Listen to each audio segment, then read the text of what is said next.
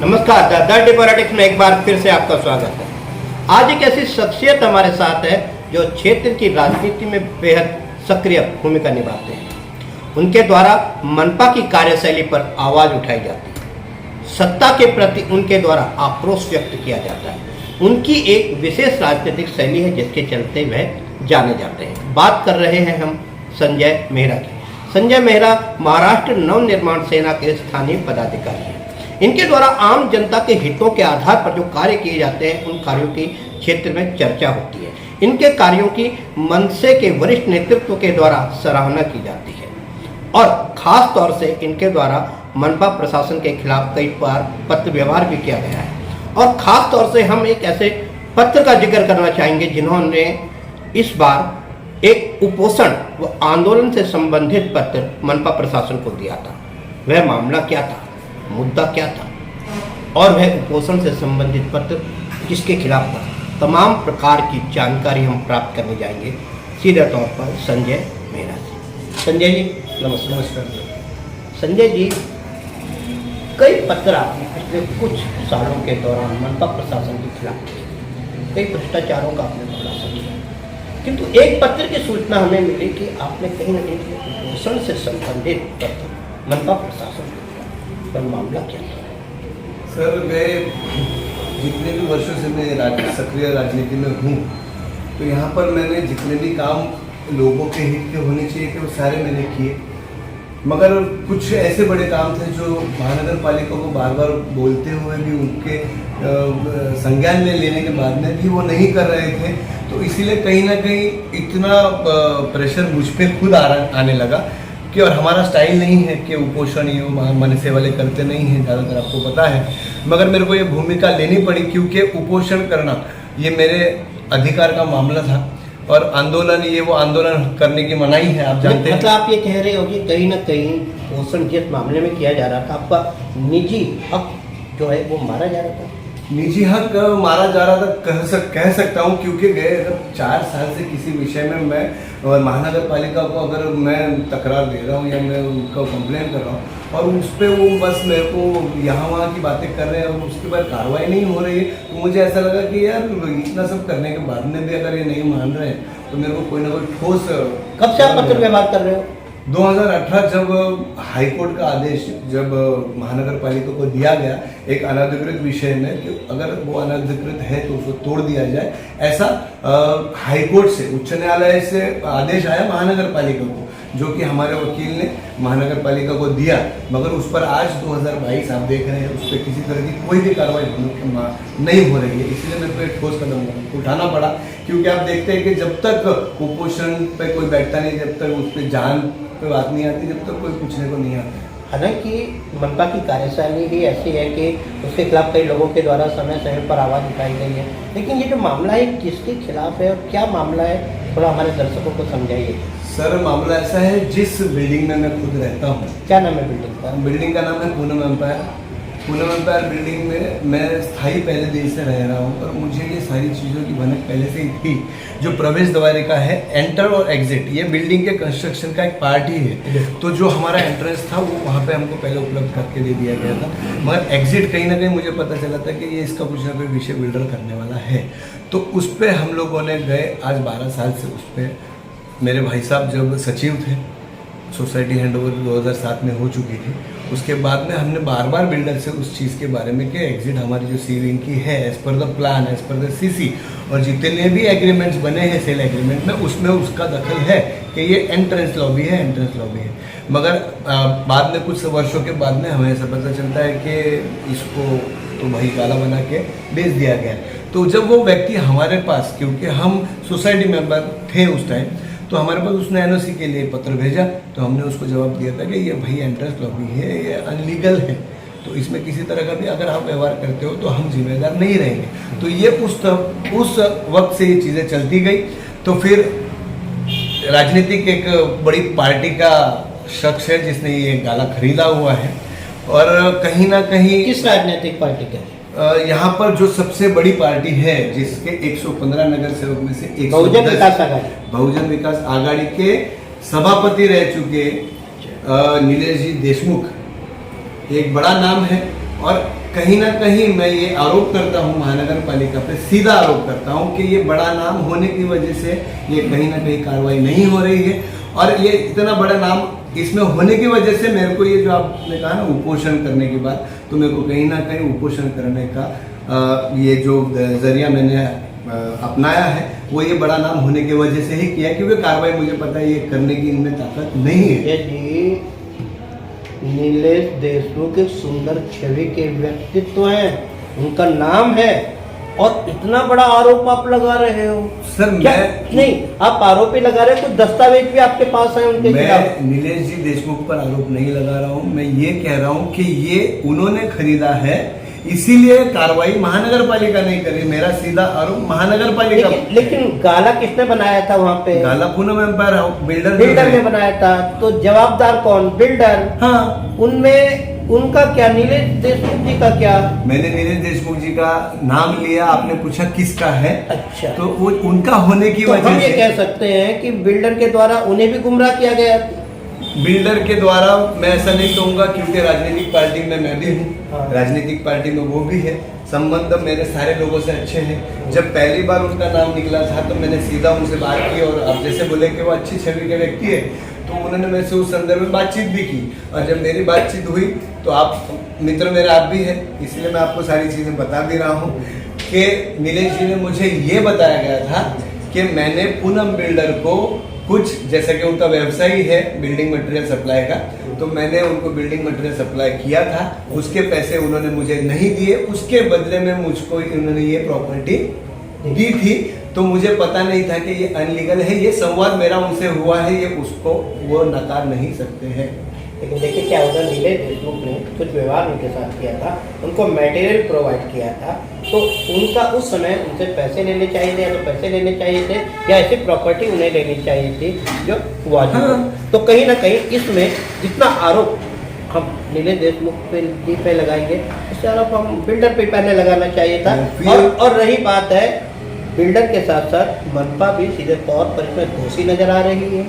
Sir, मैं आपको मुद्दे पे लेके जाता हूँ, कहीं ना कहीं आप थोड़ा सा यहाँ वहाँ हो रहे। मैं नीलेश जी को पे आरोप नहीं लगा रहा हूँ, क्योंकि मैं नहीं लगा सकता हूँ, क्योंकि एक चीज़ जो उनको बेची गई उन्होंने ली। हाँ, कहीं ना कहीं इतने उच्च स्तर पर काम करते हुए राजनीतिक पक्ष पे सभापति रह चुका व्यक्ति, अगर उसको वो प्रॉपर्टी लीगल है या अनलीगल है ये अगर नहीं पता, तो मैं इसके लिए उन पर आरोप जरूर लगाऊंगा। कहीं ना कहीं दिशा भूल करने का काम है, कहीं ना कहीं आप अगर बोले तो कहीं ना कहीं दोनों ही उसके लिए जिम्मेदार है। मेरा सीधा सीधा आरोप सिर्फ और सिर्फ महानगर पालिका पे है, क्योंकि नीलेश देशमुख जी ने हमारे पास जब पत्र व्यवहार किया, हम कमेटी में थे कि मैंने ये परचेज किया है, मेरे को पेपर उन्होंने लिए और हमें मेंबर करके मुझे लिया जाए, ऐसा हमको पत्र भेजा था। तो हमने उनको पत्र ये भेजा कि अनलीगल चीज़ का मेंबर हम सोसाइटी करने का अधिकार नहीं रखते। फिर उन्होंने वही चीज़ रजिस्टर में हमारी कंप्लेंट की कि मैंने खरीदा है, मेरे को मेंबर करो। तो वहाँ पे ऐसा हुआ कि हमने वकील अपॉइंट किया, वकील खरीद लिया गया। नीलेश देशमुख पे ये मैं आरोप पक्का लगाऊंगा, जैसे मैं कहा बाहुबली है यहाँ के राजनीतिक, जहाँ तक आप बताओ तो उस प्रभाव में उन्होंने उसको, वो गए ही नहीं तारीख पे, वहाँ से हमें नोटिस आ गया कि आपका कोई जवाब नहीं आया इस संदर्भ में, इसीलिए हम आपको आदेश दे रहे हैं कि आप उन्हें अपना सदस्य करके ले लीजिएगा। तो फिर हमें पता था, क्योंकि अभी इसका ऊपर का लेवल हम कोंकण भवन में हमने इस बारे में फिर इसको प्रस्तावित किया कि सर ये जो है अनधिकृत है, अनलीगल है प्रॉपर्टी, इसे हम मेंबर नहीं कर सकते। आप बताइए, रजिस्टर से ऊपर कोंकण भवन is the last supreme court, जहाँ तक कंस्ट्रक्शन का सवाल, वहाँ पे सीधा सीधा नीलेश देशमुख को बोला गया कि आपने प्रॉपर्टी खरीदी है बिल्डर से, तो आप इस बारे में बिल्डर से बात करिए, आपको कोई अधिकार नहीं है कि आप सोसाइटी को बोलो मेंबर करने को। एंड बीइंग अनलीगल ऐसा ऑर्डर लिखा है, आप इनको किसी तरह का फोर्स नहीं करेंगे, और ये प्रॉपर्टी अनलीगल है ऐसा कोंकण भवन ने निर्णय लिया है। उस निर्णय के बाद में उच्च न्यायालय में हम नहीं गए, उच्च न्यायालय में नीलेश देशमुख जी गए और उन्होंने हमारी कंप्लेंट की कि मेरी प्रॉपर्टी और मेरे को ये मेंबर करके नहीं ले रहे, और फिर वो हमको भी हाई कोर्ट जाना पड़ा। हाई कोर्ट में यहाँ की वसई तालुका की सबसे बेस्ट वकील राउत मैडम, धनश्री राउत जो है, जो महानगर पालिका नितिन राउत साहब जो कंस्ट्रक्शन के बारे में देखते हैं, उनकी वाइफ, और जब उन्होंने हमको बोला था अगर आप लड़ना चाहते हो तो मैं लड़ूंगी, नहीं तो लड़ूंगी नहीं, तो हमने भी बोला हम लड़ेंगे, ठीक है। तो ये सारी चीजें हुई। उसके बाद हाई कोर्ट में भी जज ओक, जिनका नाम लिया जाता है सर, जिनकी नींव रखी जाती है अगर सच्चाई के बारे में बात करें तो उन्होंने भी आदेश दिया महानगर पालिका को कि बीइंग अ थर्ड पार्टी आपको अधिकार, आप जाके इसको अगर अनलीगल है तो निष्कासित करिए। तो एंड ऑफ द डे आया कहाँ पे मुद्दा? महानगर पालिका के पास। तो महानगर पालिका को यही सारी चीजें जांच करके हाईकोर्ट में देनी थी, और हाईकोर्ट ने तो सीधा आदेश दिए थे निष्कासित करने के बारे में, वो मैं आपको उसकी कॉपी दूंगा। जितने आप अपने अभी बातें बताई है, अपना पक्ष रखा है, उस सारे पक्ष को साबित करने के क्या ये दस्तावेज आपके पास सारे हैं? सर ये दस्तावेज आज मेरे 10 साल की मेहनत है, मतलब है आपके पास, आप ठीक ये है, देखेंगे तो मतलब टोटल दस्तावेज। यस सर, और मैं जो बात आप बोल रहे हो आप साबित करने के दस्तावेज आपके पास हैं, और मैं आपको नहीं आप दस्तावेज सारे हैं? यस, मैं आपको आपके चैनल के माध्यम से, चाहे फिर महानगर पालिका हो या श्री श्री नीलेश जी देशमुख हो या पूनम बिल्डर, अगर इस प्रॉपर्टी को इन्होंने अधिकृत साबित कर दिया तो मैं आपको आपके चैनल के माध्यम से बोलता हूँ, मैं मूंछ निकाल के उसी गाले के सामने इनकी वॉचमैनी करूंगा। बहुत बड़ी बात बोल रहे हैं। ये मैं दावा करता हूँ, अगर ये दावा कर इस रहा हूँ मामले में हाँ। आरोप पहले तो सीधा बिल्डर पे और महानगर पालिका पे ये सबसे पहला आरोप मैं महानगर पालिका पे फिर से कर रहा हूँ, क्योंकि आदेश हमें जो आदेश मिले थे सर, मैं आपको एक छोटा सा एक आदेश पत्र दिखा देता हूँ। ये देखिए हमारी देवश्री राउत जो हमारी वकील है, उन्होंने म्यूनिसिपल कमिश्नर को 2018 में आदेश की कॉपी भेजी है सर कि हमारा रिस्पोंडेंट, ये देखिए ये सारी चीजें उनको भेजी हुई है 2018 में। This is the order AS Oka की खंडपीठ ने आदेश दिया है, नीचे लिखा हुआ है सर करिए, मगर इन्होंने किया नहीं है। तो आदेश का पालन इन्होंने नहीं किया तो मनपा जिम्मेदार है? मनपा ही जिम्मेदार है सर, बिल्कुल, क्योंकि उनका अधिकार है निष्कासित करने की। इसमें एक बात देखा जाए तो नीलेश देशमुख तो बेचारे खरीदार तो फंस गए, उनकी लड़ाई भी उन्होंने आपके साथ मिलकर बिल्डर के खिलाफ लड़ाई लड़नी चाहिए कि उनको गुमराह किया गया, नहीं चाहिए। एक इलीगल प्रॉपर्टी को लीगल बताकर बेचा गया, तो क्यों ना नीलेश देशमुख जी भी आपके साथ खड़े होकर के बिल्डर के खिलाफ लड़ाई क्यों नहीं लड़े? मैंने इससे पहले आपको जैसे बोला कि मेरा उनसे संवाद हुआ, जैसे आप बोले कि बात करने में कोई इशू नहीं था, बिल्कुल संबंध अच्छे ही आज भी है, मिलते हैं कभी भी, तो इस बारे में बात नहीं होती क्योंकि मेरा उनसे सीधा आरोप नहीं है। तो वो मेरे को बार बार ये बोलते हैं, तो मैंने उनको यही बोला कि भाई आपने जिससे खरीदी उससे आपके पैसे ले लो, खत्म करो। बिल्कुल सर, मैंने 2021 में भोंगाल कारोबार जो आपका चल रहा है महानगर पालिका को ये भी पत्र लिखा। उसके बाद जब मेरे से उन्होंने जो कागज पत्र मांगे, मैंने उनको जब दिए, उन्होंने वो कागज पत्र पे भी कुछ कार्रवाई की नहीं। फिर मैंने उन पे सीधा आरोप भ्रष्टाचार का किया था, सीधा भ्रष्टाचार का आरोप महानगर पालिका पे किया। तो उन्होंने मेरे को इस पे कार्रवाई करनी चाहिए थी कि आपने कैसे कार्रवाई हमको ऐसा किया। तो मैंने भ्रष्टाचार का आरोप इनको 2021 7वें महीने में किया। मतलब ये लगातार चल रहा है, पत्र व्यवहार हो रहा है। और आपको सबसे बड़ी बात मैं बताऊं, जब से मैं ये 2017 से कर रहा हूँ, अगर आप महानगर पालिका में जाके अगर जानकारी लेंगे तो प्रकाश जाधव से लेकर अब तक 8 सहायुक्त इस विषय में अपनी बदली लेकर जा चुके हैं। मतलब उनको भी इस मामले में डर लग रहा है। मतलब मामला बेहद गंभीर होने की वजह से कोई भी इस मामले में नहीं पढ़ना चाहता। गंभीर नहीं सर, सच्चा है। उनके लिए गंभीर ही भी है ना, एक सत्ताधारी भी तो है, क्योंकि उनको पता है खिलाफत मनपा अधिकारी कर नहीं सकते। यस, उनको पता है कि इसमें किसी तरह का कोई छूट नहीं है और मैं कार्रवाई कर नहीं सकता हूँ, इसीलिए वो अपनी बदली लेके चले जाते हैं। और अब जो मनोज वनमाली आए हैं, उन्होंने भी काफ़ी टाइम ले लिया इस बारे में। जब मैंने पहले धरने आंदोलन का आदेश दिया, उनको एक निवेदन दिया था, तो मेरे को इन्होंने यही किया कि आप हमको वक्त दीजिए, मैं अभी आया हूँ मैं बोला ठीक है, नया व्यक्ति आया करेगा, मगर हुआ नहीं। जब जाके मैंने आज कुपोषण की बात की, फिर से उन्होंने मुझे एक पत्र दिया कि मुझे 8 दिन का समय दिया जाए, मैं इस मामले में आपके पूरी डिटेलिंग जो आपको संतुष्ट करेगी वो नगर रचना से लेकर दूंगा। मगर मैंने उनको बोला कि नगर रचना तक आपके साथ में जाके आ चुका हूँ 2 बार। सर वो सिर्फ एक ही बात कह रहे हैं कि according to the FSI construction है, अब CC को वो मान नहीं रहे। मतलब CC में जो बोला जाता है कि 94 फ्लैट्स और 14 गाले ऐसा, तो बोलते हैं वो हमको पता नहीं। और सर उन्होंने बार बार कुछ इस तरह के पत्र दिए हैं जो कि अगर आपको मैं बताऊं तो इतना दिशा भूल इस मामले में हुई है कि मैं आपको बता नहीं सकता सर, कि मैं कभी कभी सोचता हूँ कि ये इतने बड़े लोग इतनी बड़ी बड़ी गलतियाँ कैसे कर सकते हैं। एक जगह यह मेरे को बोलते हैं कि ये BT प्लान अकॉर्डिंग टू 3145 है, कभी वो बोलते हैं कि ये 3142 है। ये सारी फोटोज़ मैंने उनको दिए हैं जितने गाले के हैं, ये आमोदन पोषण का पत्र मैं आपको दे दूँगा, ये आप देख सकते हैं सर। तो बहुत इसमें इनको खुद नहीं समझ में आ रहा है कि क्या जवाब देना है। आपको क्या लगता है, आपको न्याय क्यों नहीं मिल पा रहा है? न्याय, मैंने आपको कहा कि जो प्रभाव है, राजकीय प्रभाव जो है, राजनीतिक प्रभाव जो है, बाहुबली है ये, जहाँ तक राजनीति का सवाल है, जिन्होंने गाला खरीदा है उनके प्रभाव में कहीं ना कहीं ये है यकीनन। मगर मुझे न्याय व्यवस्था पे पूरा भरोसा है, इसीलिए आज गए 4 साल बाद भी मैं लड़ाई अपनी लड़ रहा हूँ और यहीं बैठ के लड़ रहा हूँ।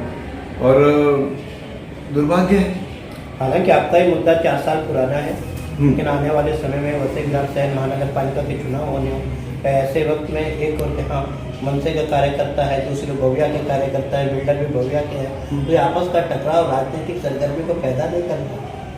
सर अगर आप व्यक्तिगत मेरा विषय बोले तो मैंने कभी भी किसी तरह के प्रभाव में या किसी तरह की अपेक्षा कर राजनीति में कदम नहीं रखा। जब 13 साल पहले मैं यहाँ पर स्थायी होने के लिए जब आया तो यहाँ की जो परिस्थितियाँ थी, जब भी परिस्थितियों को जानने के बाद आज भी मैं आपको मतलब ठीक है, सुनने वाले कोई बाद में कितने कमेंट करे, तो बहुजन विकास आघाड़ी जो इतनी बाहुबली जो राजनीतिक पक्ष इस नायगांव से पालघर के बीच है ना, तो हम मुंबई के रहने वाले हैं। मुंबई आप भाईंदर भी चले जाओगे ना, अगर आपको बोले मीरा रोड पे किसी के बहुजन विकास आघाड़ी की यहाँ पे सत्ता, लोग हमारे यहाँ पे आते रहते हैं क्योंकि हम वहाँ से यहाँ हैं। रिश्तेदार जब आते हैं तो हमको पूछते हैं, तो हम उनको बोलते हैं यहाँ पर बहुजन विकास आघाड़ी की सरकार है वहाँ महानगर पालिका में, तो हमको पूछते कौन। तो यह भी दुर्भाग्य है कि यहाँ के 3 आमदार उसी पार्टी के जो राज्य सरकार में बैठे हैं, परिमंडल में बैठे हैं, समर्थन पहले दे देते, सबसे पहले हर सरकार को। तो ये भी दुर्भाग्य है। ठीक है, तो जब मैं यहाँ पे आया स्थायी होकर, कोई भी वो मतलब विचार नहीं था कि मैं राजनीति करूँगा, क्योंकि मैं मालवनी में सब छोड़ छाड़ के आया था, यहाँ पर व्यवसाय करने के लिए आया था। जब यहाँ की परिस्थिति मैंने देखी तो मैंने बहुत गंभीरता से विचार किया कि यहाँ होना चाहिए कोई ना कोई बोलने वाला, क्योंकि यहाँ पे इनके नगर सेवक ये अपनी मर्जी से कुछ काम कर नहीं सकते। अगर ये अपनी मर्जी से काम नहीं कर रहे, ये क्या बोल रहे हैं? अधिकार किसको अधिकार है? तो नगर सेवक सभापति सर, मैं अगर आपको बोलूं, जिस विभाग में मैं पदाधिकारी बोलकर महाराष्ट्र नवनिर्माण सेना, मैं अपनी बात को थोड़ा पिछले जा रहा हूँ। जब राजनीति में आने का मैंने जब विचार किया तो मेरे दिमाग में एक ही पक्ष था, वो महाराष्ट्र नवनिर्माण सेना। क्योंकि आज महाराष्ट्र नवनिर्माण सेना और राज साहब की जितनी ज़रूरत इस राज्य को है, मुझे नहीं लगता कि इनके अलावा महाराष्ट्र का नवनिर्माण कौन कर सकता है। जो नाम नहीं था कि महाराष्ट्र का नवनिर्माण मुझे करना है, इनके विचारों को लेकर मैंने ये सोचा कि मैं जिस वार्ड में या विभाग में काम करूंगा राजनीति में, तो मैं भी वहाँ पर नवनिर्माण करने के बारे में सोचूंगा। ये तो हर राजनीतिक पार्टी कहती है कि सत्ता उनके हाथ में चाहिए, वो क्षेत्र की जनता का बेहतर संचालन कर पाए। जरूरी। अभी आप अगर बोले हैं तो पूरी महाराष्ट्र की राजनीति के बारे में बात कर रहा हूँ, तो महाराष्ट्र नवनिर्माण सेना एकमेव ऐसा पक्ष है जिसने लोगों को और लोगों की समस्याओं को लेकर ही काम किया है आज तक। कोई एक बता दे, हाँ ठीक है, अगर आप हमसे ये अपेक्षा रखते हो कि टोल नाके पूरे ही बंद हो जाने चाहिए, तो सरकार भी होती है।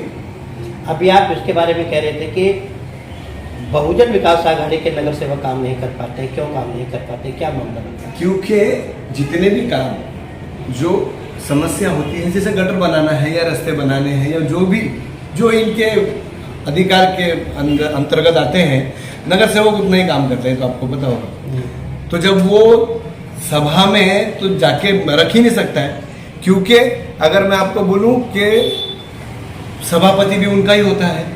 अब ये जब उनको बोलते हैं कि फंड की जब बात आती है तो ये तय नहीं करा जाता है, सभापति तय नहीं करता है, और ये मतलब वहाँ पे देना है तो वहाँ पे ही देना है।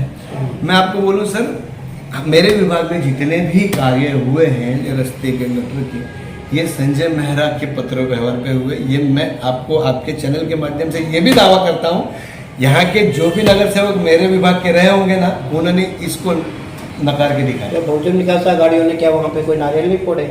नारियल फोड़ना काम है इनका सर, इनका नारियल फोड़ने का काम है, क्योंकि इनके बहुतांश लोग मतलब गाँव में रहते हैं तो इनको नारियल फ्री मिलते हैं। ये एक एक भूमि पूजन में 150 नारियल फोड़ देते हैं, क्योंकि इनके कार्यकर्ता हैं, इनके बहुत से लोग हैं, कार्यकर्ता काफी है इनके पास, बहुत अच्छा काम पड़ेगा, कार्यकर्ता काफी है, अच्छा काम करते हैं, कोई बात नहीं। मगर नगर सेवक को मुझे ऐसा लगता है किसी तरह का अधिकार इनकी पार्टी में नहीं होता है। उसको मुझे ऐसा लगता है कि जब कॉन्ट्रैक्टर भी काम करता है ना, तो वो इनके ही कॉन्ट्रैक्टर होते हैं। ये तो है। तो वो काम किस तरह से होना चाहिए, वो वर्क ऑर्डर के हिसाब से। सर आपको मैं बताऊं, मैंने एक पत्र भी दिया था कि आप जो भी काम कर रहे हो वहाँ पर बोर्ड होना ये सबसे पहले जरूरी होता है।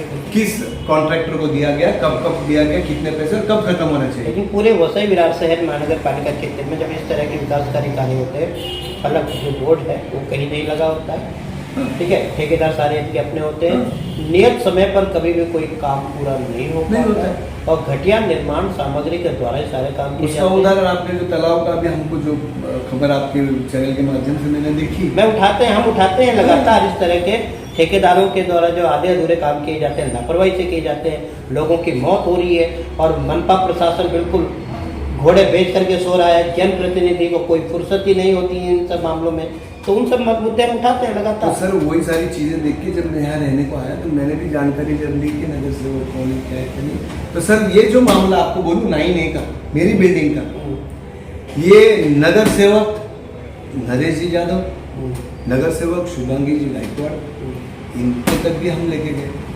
इसके बाद आमदार तो हमेशा से हमारे एक ही रहे, वर्ष, उनके पास भी गया तो भी सर हमको न्याय नहीं मिला। तो अब न्याय व्यवस्था किससे मांगे। और जब क्या होता है कि मुझे इस तरह से जीना पसंद नहीं है, मेरे को मेरे माँ बाप ने संस्कार दिए ही नहीं, तो मेरे पास यही पर्याय बचा था कि भाई अगर मैं ऐसे जी नहीं सकता तो फिर मेरे को मरने का अधिकार था, मैं कुपोषण करके मरूं। हो सकता है कि कोई ना कोई तो आके पूछे कि भाई क्यों। मनसे के पदाधिकारी के द्वारा, कार्यकर्ता के द्वारा अपने अधिकारों की रक्षा के लिए उपोषण करना पड़े तो क्या अजीब लगता है, क्योंकि मनसे को समझ गया है कहीं ना कहीं दूसरों के मुद्दे पर उपोषण करती है, आंदोलन करती है। हाँ, तो ये दूसरों का मुद्दा है। वहाँ पे 111 सदनी का है, वहाँ पे 111 फ्लैट्स के लोग रहते हैं। वो जो सी की एंट्री है वो मेरी नहीं है, मैं ए विंग में रहता हूँ, तो सी विंग की एंट्री एग्जिट के लिए मैं लड़ रहा हूँ सर। तो मान लिया जाए कि अब 7-8 दिन के बाद उपोषण दोबारा किया जाएगा। यस, अगर इन्होंने मेरे को इस विषय में जो सत्य है उसके आधारित अगर इस पर कार्रवाई नहीं होती है तो ये उपोषण मैं करके रहूँगा। और मैं आपको आज भी बोल रहा हूँ, मैं सिर्फ और सिर्फ प्रभावित हूँ। एक मेरे अध्यक्ष सन्माननीय नीराज सर ठाकरे, मेरे लिए सबसे बड़ा आदेश सिर्फ उनका। और मैं लोगों के कार्य करते हुए अगर मेरे को कहीं से भी फोन आता है तो मैं सबसे पहले लोगों की काम के बारे में ध्यान देता हूँ। मुझे पद से कोई लेना देना नहीं है।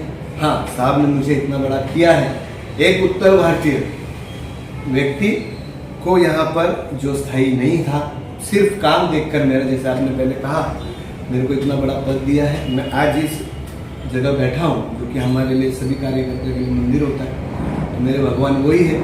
हाँ, जिस दिन मुझे वहाँ से कुछ आदेश आते हैं, मुझे तो नहीं लगता, क्योंकि मैं उनको बहुत मानता हूँ इस बारे में, मगर मेरे किसी वरिष्ठ का इस मामले में अगर आदेश आता है तो आपने नहीं करना, तो मैं आपको इस समय के माध्यम से ये भी कर दूँ कि वो मेरे से नहीं होगा, चाहे मैं इस पद को छोड़ दूँ, मगर इस विषय को मैं छोड़ूंगा नहीं। ये मैं आपको आपके चैनल के माध्यम से सीधी बता दूँ। जी धन्यवाद। आपने देखा कि किस तरह से संजय मेहरा ने बड़ी बेबाकी से बताया कि अब उनकी लड़ाई प्रशासन के साथ है, और दूसरा यह कोई लड़ाई नहीं 4 सालों से चलती आ रही है, लेकिन उस मोड़ पे पहुंची है कि अब प्रशासन से इनका टकराव लाजमी है।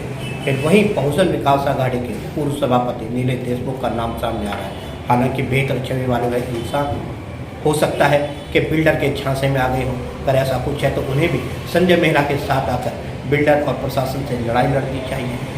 आज के लिए इतना ही। देखते रहिए द डर्टी पॉलिटिक्स।